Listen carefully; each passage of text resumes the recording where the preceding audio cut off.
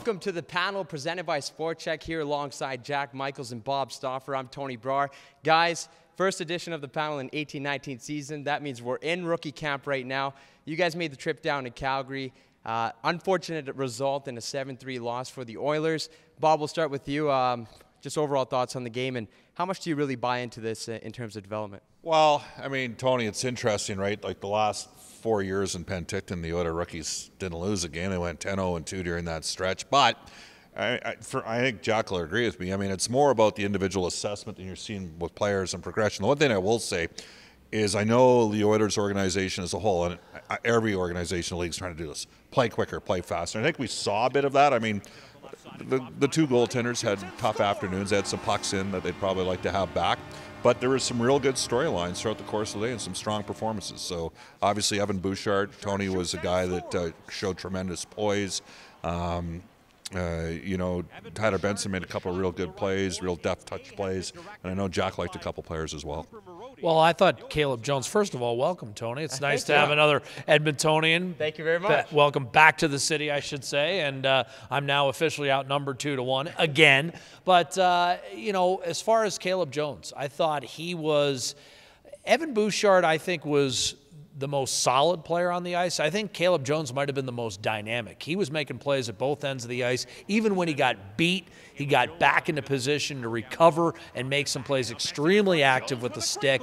And really, I was impressed by his explosiveness. So I thought that was a real positive. I thought some of Edmonton's depth players showed up as per usual. There's always an interesting kind of couple guys that emerge from nowhere. Jared Wilson had a nice fight and played pretty solid on the back end for a guy we didn't know much about other than he played NCAA Division I at RPI. And Bob's right. I think the score you don't get too caught up in because, number one, Edmonton outchanced Calgary significantly, and number two, we know from experience that Stuart Skinner is much better than he showed on Sunday afternoon. 4 goals on 13 shots. That's a bit of an aberration. So I imagine his play will return to the mean. And ultimately, I thought it was a pretty good performance, score notwithstanding. And again, in a rookie tournament, especially when you look at Edmonton's results the last 4 years in Penticton, 10-0-2, I mean, ultimately, it doesn't matter a great deal. It is about what you talked about, development.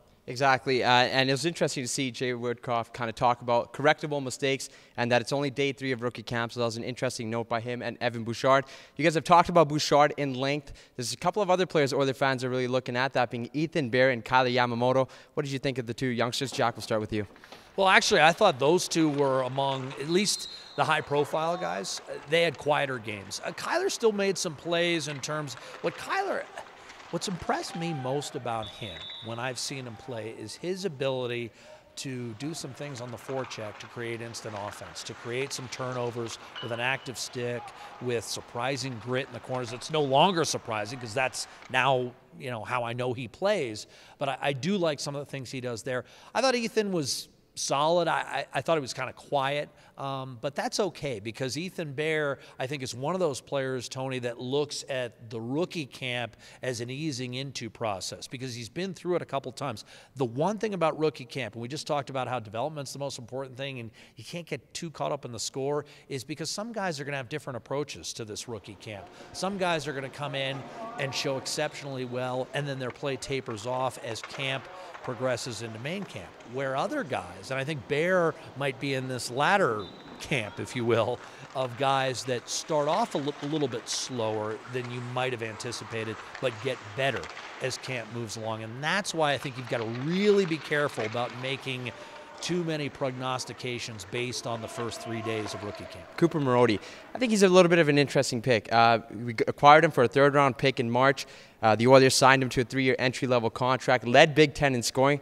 Is he kind of a dark horse to make this team out of training camp? For me, he is and he isn't, okay, because I think they've got a pretty good feel on the player.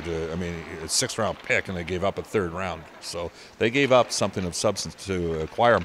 I think he needs more quickness in his game to play at the next level. But I could see Cooper Marody being, if he were to be in the American Hockey League for a year, I could see him being a 45 to 55-point guy. And people say, well, that's not a big deal. Actually, that is. There aren't a lot of players that put north of 60 points up in the AHL. He's really smart, okay, and he's got good hands. And so as he gets that extra step to, and improves on that. He's definitely got a chance to be a player. If you go back 4 or 5 years, Tony, there was a guy in here named Chris Vandevelde who had some of Marodi's skill set, but not the finish. Yeah. He had some of the polish that Marodi has in his games in terms of always being in the right spot and making the smart plays, but he didn't have near the finish that Cooper Marodi did.